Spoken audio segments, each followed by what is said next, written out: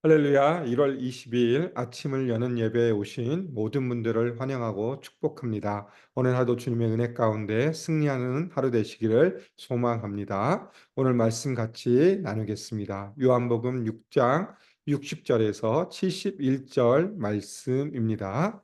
요한복음 6장 60절에서 71절 말씀입니다.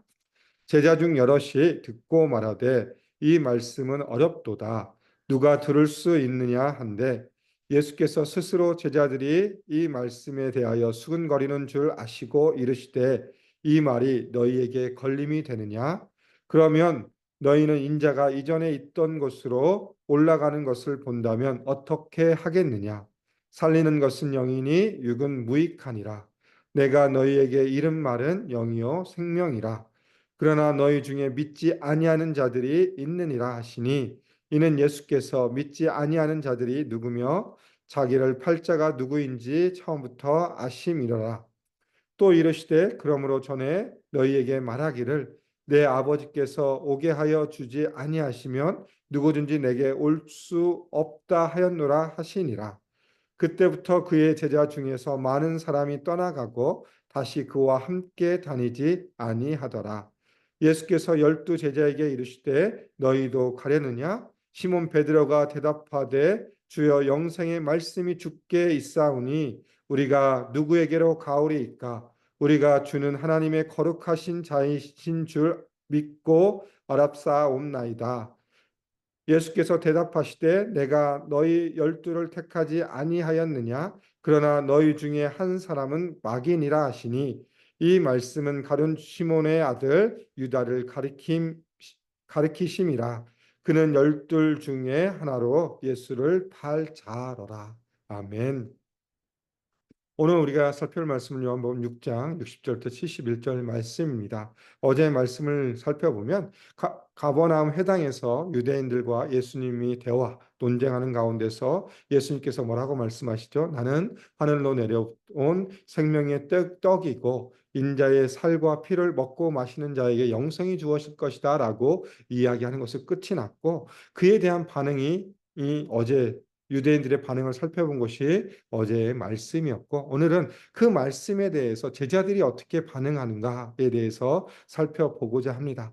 오늘 본문에 보면 제자의 모습이 두 부류로 상반되어 나타납니다. 한 부류는 예수님을 떠나가는 제자들, 또 한 부류는 예수님을 따르는 제자들로 구분되어 있습니다. 오늘 첫 번째 살펴볼 것은 예수님을 떠나가는 제자들에 대해서 살펴보고자 합니다. 이 예수님께서 생명의 떡이다 말씀하시고 인자의 살과 인자의 피를 먹고 마시는 자에게 영생이 있다라고 말씀하시는데 제자들이 어떻게 반응합니까? 60절에 보니까 제자 중 여럿이 듣고 말하되 이 말씀은 어렵도다.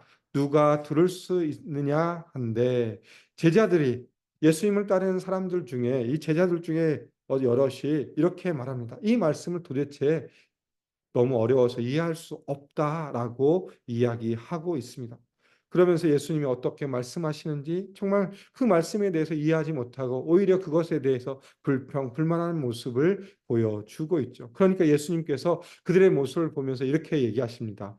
예수께서 스스로 제자들이 이 말씀에 대해서 수근거리는 줄 아시고 이르시되 이 말이 너에게 걸림이 되느냐? 예수님께서 제자들에게 반문합니다. 내가 지금까지 이야기한 것 생명의 떡에 대해서 이야기한 것이 너에게 걸림이 되느냐? 여기서 걸림이 되다의 원어적인 의미는 뭐냐면 길을 가는데 덫에 걸려서 넘어지다의 의미입니다. 결국 예수님의 말씀이 자신들에게 있어서 이 제자들에게 있어서 정말 이것을 믿지 못하는 건 말씀이냐라고 다시 한번 묻는 모습이죠. 이 제자들, 이 예수님을 따르지 않고 예수님을 떠나는 제자들에게 있어서 그들의 생각은 달랐습니다. 예수님을 향하여 그들이 다가온 이유는 뭐냐면 예수님이 눈에 보이는 여러 가지 일들을 보여주셨죠. 이적과 기적을 행하시고 오병이의 사건을 통하여 많은 사람들을 먹이는 그 사건을 보고 또 병자를 고치는 사건을 통해서 정말 이분을 따르면 우리에게 많은 일들이 좋은 일들이 있을 거야라는 눈에 보이는 것만 따라갔던 사람들이었습니다. 그래서 예수님께서 그런 행위보다도 정말 말씀에 대해서 예수님이 어떠한 분이신가, 왜 내가 이 땅에 왔고 너에게 생명을 줄 것인가라고 말씀하고 있는데 그 말씀을 이해하지 못하고 오히려 걸림돌이 되었다라고 예수님은 말씀합니다. 그러면서 예수님은 63절부터 시작해서 65절까지 다시 한번 예수님이 그들에 대해서 말씀합니다. 제자들에 대해서 내가 지금까지 했던 말에 대해서 다시 설명하면서 오히려 더 어려운 말씀을 예수님께서 그들에게 말씀해 줍니다. 63절, 62절, 63절에 보면 그러면 너희는 인자가 이전에 있던 곳으로 올라가는 것을 본다면 어떻게 하겠느냐? 예수님께서 제자들에게 다시 한번 이렇게 얘기합니다.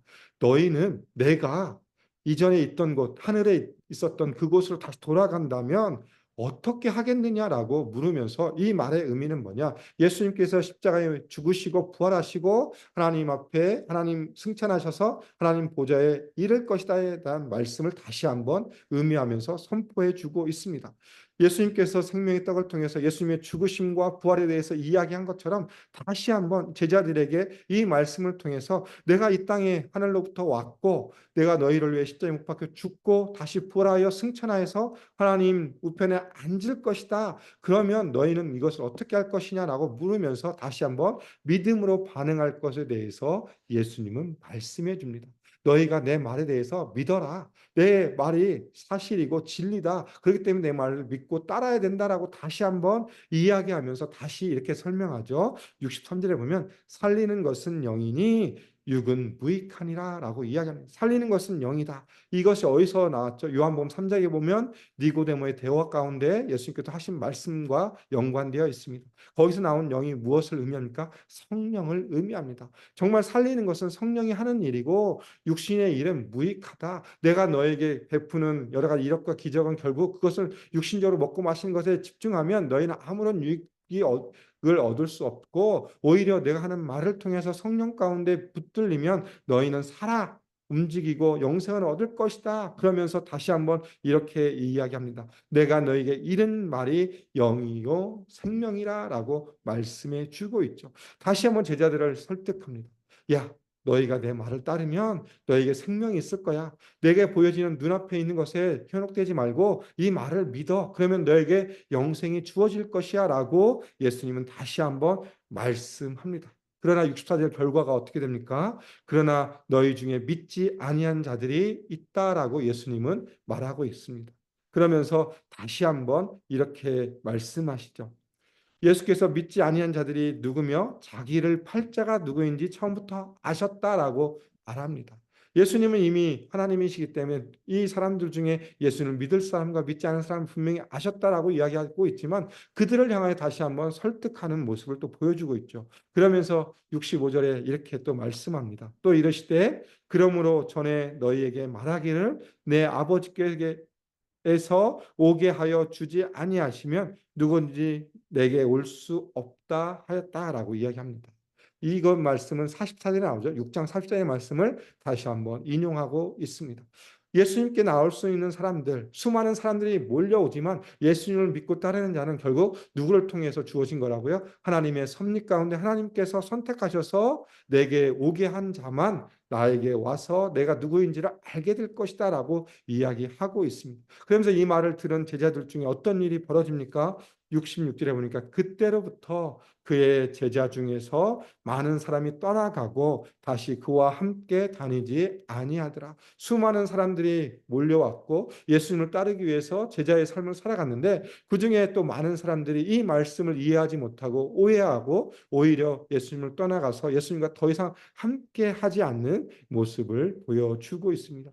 왜 이들이 예수님을 떠나갑니까? 첫 번째 이유는 예수님을 따르려 했지만 그들은 눈에 보이는 것만 집착했습니다. 정말 먹고 사는 부분의 문제, 또 예수님이 메시아로 오셔서 이 억압된 상황을 해결해 줄 것이라는 메시아를 생각하고 그를 따랐기 때문에 그런데 예수님 그런 행동이 아니라 오히려 말을 통해서 다시 한번 그들을 설득시키고 그렇게 하고 있으니까 자신의 기대와 정반대의 모습을 보여주고 있기 때문에 예수님에 대해서 실망하고 떠나가는 모습이고 두 번째는 예수님에 대한 믿음이 없습니다. 64절에 예수님도 말씀하셨죠. 그들이 나를 믿지 아니한다라고 이야기한 것처럼 예수님을 향하여서 믿음이 없었기 때문에 이들은 떠나갑니다. 그러면 믿음이 없다의 의미는 뭐냐면 성령의 역사가 그들 가운데 없었다라는 것을 말씀해 주고 있죠. 예수님을 구주로 고백하지도 않고 예수님을 취하지 않고 예수님께 생명이 있다는 것을 인정하지 않고 받아들이지 못함으로 그들은 결국 예수님을 떠나갑니다.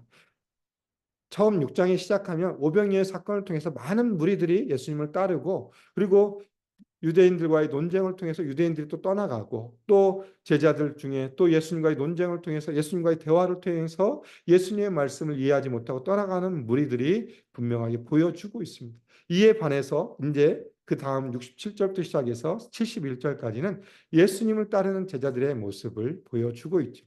예수님께서 이렇게 말씀하십니다. 67절에 예수께서 12 제자에게 이르시되 너희도 가려느냐? 여기서 12 제자라는 말이 나오죠. 요한복음에 처음 등장하는 12 제자의 말이 등장합니다. 그 12 제자에게, 현재 남아있는 12 제자에게 예수님께서 질문합니다. 너희도 가려느냐? 이것은 원어적 의미로 보면 부정 의문문입니다. 너희도 가려는 건 아니지? 라는 의미를 가지고 있습니다. 결국 안 떠날 거야, 그런 생각을 가지고 예수님께서 물으셨을 때 어떻게 대답합니까? 베드로가 이렇게 대답하죠. 68절, 69절에 보면 시몬 베드로가 대답하여 주여 영생의 말씀이 주께 있사오니 우리가 누구에게로 가오리까? 우리가 주는 하나님의 거룩하신 자인 줄 믿고 알았다라고 고백하고 있습니다. 첫 번째 대답은 뭐죠? 주께 영생의 말씀이 있다라고 이야기합니다. 그렇기 때문에 이 영생이 주님께 오기 때문에 우리가 주님을 떠나서 누구에게로 갈까라는 것에 대해서 다시 한번 고백하죠. 예수님 외에는 아무도 없습니다. 오직 주님밖에 없습니다. 영생을 주는 떡이 주님이시기 때문에, 예수님이시기 때문에 예수님의 가르침을 이해하고 받아들였다라고 믿음의 고백을 베드로가 하고 있습니다. 그 두 번째는 뭐라고 고백하죠? 우리가 주는 하나님의 거룩하신 자인 줄 믿고 알았다라고 고백합니다. 여기서 하나님의 거룩하신 자라고 고백합니다. 여기 거룩하신 자의 의미가 무엇이냐? 이 단어가 쓰이는 곳곳마다 이것을 의미하는 게 뭐냐면 바로 하나님을 의미합니다. 구약의 많은 곳에서 거룩하신 자라는 거 등장하는데 이 언어는 하나님을 향하여서만 썼습니다. 그렇기 때문에 이 베드로의 고백, 주는 하나님의 거룩하신 자, 결국 예수님은 어떠한 분이시냐? 하나님이시다라는 믿음의 고백입니다. 예수님이 하나님의 아들이시고 그리스도이심을 분명하게 선포해 주고 있습니다. 그러면서 이 하나님의 거룩하신 자의 의미는 또 무엇이냐? 요한복음이 기록된 목적이 무엇입니까? 요한복음 20장 31절에 보면 예수님이 하나님의 아들이시고 그리스도이심을 믿게 하려고 이 복음을 썼다라고 요한이 이야기한 것처럼 이 베드로의 대답이 바로 그 대답과 일치합니다. 주는 예수님은 하나님의 살아계신 하나님의 아들이시고 거룩하신 자, 하나님의 아들이시다라고 고백해 주고 있습니다. 그러니까 예수님께서 뭐라고 이야기합니까? 예수께서 대답하시되 내가 너희 12를 택하지 아니하였느냐? 그러나 너희 중에 한 사람은 마귀니라 라고 하면서 내가 너희를 택했다라고 이야기하고, 마지막 12명 중에 한 사람이 있고 그 사람이 마귀다 라고 하면서 요한이 이렇게 해설해 줍니다. 71절에 보면 이 말씀은 가롯 시몬의 아들 유다를 가리키심이라. 그는 12 중에 하나로 예수를 팔 자라라라고 이야기하면서 오늘 본문은 말씀을 마칩니다. 예수님을 따르는 12명 중에 또 예수님을 배반한 자가 있을 것이다라고 말하면서 오늘 말씀을 마무리하죠. 그 사람은 누굽니까? 바로 가론 유다입니다. 예수님을 배반하고 예수님을 팔아 넘기는 자가 바로 유다이죠. 오늘 본문을 살펴보면 두 부류의 제자들이 나타납니다. 예수님의 말씀을 듣고 예수님의 말씀을 이해하지 못하고 정말 예수님을 믿지 못해서 떠나가는 사람들, 또 예수님을 믿고 따르는 12명의 제자들, 그러나 그 안에는 또 배반한 자도 있기 때문에 또 다른 부류가 있긴 하지만, 그러나 이 크게 두 부류로 나눌 수 있습니다. 결국 이 말씀을 통해서 우리는 제자가 어떤 사람인가 다시 한번 살펴봤으면 좋겠습니다. 진정한 제자는 어떤 사람이냐면 말씀을 듣는 자가 아니고 말씀을 믿고 따르는 자임을 다시 한번 오늘 말씀을 통해서 이야기합니다. 예수님의 말씀을 많이 하셨습니다. 그리고 제자들, 수많은 제자들도 함께 했던 제자들도 예수님의 말씀을 들었지만 그 말씀을 믿고 따르는 자만 진정한 제자로서 세워질 수 있다는 것을 오늘 본문을 통해서 이야기하고 있습니다. 우리가 그리스도인이 된다는 것도 똑같은 의미죠. 우리가 말씀을 듣는 것에 그치는 것이 아니라 그것을 따라 넘어서 말씀을 믿고 그 말씀들을 따라 살아가는 삶, 예수님의 증인, 예수님의 제자의 삶을 살아가는 것이 바로 그리스도인이라는 것을 다시 한번 말씀해 주고 있습니다. 영접하는 자, 곧 그 이름을 믿는 자들에게 주신 권세가 무엇입니까? 하나님의 자녀가 되는 권세를 주셨는데 그 하나님의 자녀로서 살아가기 위해서는 우리가 말씀을 듣는 자가 아니라 듣는 것뿐만 아니라 말씀대로 믿고 따르는 자의 삶을 살아갈 때 우리 하나님의 자녀로서 살아갈 수 있다는 것을 다시 한번 말씀해 주고 있습니다. 그리고 그리스도인이 된 것은 하나님의 주권에 의해서 하나님께서 이끌어서 우리가 그리스도 앞에 나오게 하셨고 그래서 우리가 예수 그리스도를 믿고 예수 그리스도를 구주로 고백할 수 있는 놀라운 은혜를 주셨기 때문에 결국 그리스도인이 된다는 것, 하나님의 자녀가 된다는 것은 결국 하나님의 은혜이고 성령의 역사임을 다시 한번 말씀해 주고 있습니다. 나는 어떤 정체성을 가지고 살아갑니까? 나는 예수님의 제자입니까? 다시 한번 우리가 우리의 마음을 점검해 봤으면 좋겠습니다. 그러면서 예수 그리스도를 사도 베드로가 고백한 것처럼 이렇게 고백했으면 좋겠습니다. 예수님은 나의 주, 나의 하나님이십니다라고 고백하며 오늘 하루도 살아갔으면 좋겠습니다. 그러면서 하나님이 주신 풍성한 은혜를 누리고 우리의 삶의 모습을 통해서 그리스도를 드러내므로 그리스도의 나라와 하나님의 의를 위해 살아가는 귀한 삶이 되시기를 주의 이름으로 소망하며 축복합니다. 기도하겠습니다. 참 좋으신 아버지 하나님 감사합니다. 오늘 본문을 통해서 예수님의 말씀을 듣고 예수님을 떠나가는 제자들 또 예수님을 따르는 제자들의 모습을 살펴보았습니다. 정말 진정한 제자는 예수님의 말씀을 믿고 따르는 자임을 다시 한번 생각하게 해주시고 우리가 예수 그리스도의 십자가의 능력을 통해서 구원받은 하나님의 자녀로 살아갈 때 늘 우리가 마음 가운데 또 우리의 믿음 가운데 살아가며 늘 주님이 나의 구주시고 나의 삶에 있어서 삶의 주인이시고 나의 하나님이심을 고백하며 그 믿음 가운데 살아갈 수 있도록 도와주시며 함께하여 주시옵소서. 오늘 하루도 우리가 예수 그리스도의 제자의 삶을 살아가며 증인의 삶을 살아가며 그리스도의 향기로 그리스도의 편지 이 땅 가운데 나아갈 때 주의 영광이 나타나는 귀한 삶이 될 수 있도록 성령께서 우리의 삶을 붙여 주시며 인도하여 주시고 하나님의 놀라운 은혜를 누리는 귀한 하루 될 수 있도록 인도하여 주시옵소서. 주님 감사합니다. 예수님 이름으로 기도드립니다. 아멘. 이 시간 우리 합심으로 기도하겠습니다. 오늘 말씀을 기억하시면서 다시 한번 우리가 진정한 제자로 서서 주님을 따르는 삶을 살도록 위에서 기도 부탁드리겠습니다. 두 번째 기도는 우리 교회의 비전입니다. 예수산책 AKPC 말씀 제자 미션을 공동체로 우리 교회가 아름답고 귀하게 세워줄 수 있도록 위에서 기도해 주시고 세 번째는 이번 주 이스터 성찬식을 위해서 우리가 예수 그리스도의 몸과 피에 참여하는 이 예식 가운데 기도로 준비하며 나아갈 수 있도록 위에서 기도 부탁드리겠습니다. 마지막으로 러시아에 선교하고 계시는 김우영, 윤희 선교사님의 삶과 사역을 위해 기도해 주시고 목장 후원 선교사님들을 위해 기도해 주시고 지금도 치유와 회복을 강구하는 사랑하는 환우들의 치유와 회복을 위해서 합심으로 기도하고 일상의 삶으로 나아가겠습니다. 함께 기도하겠습니다.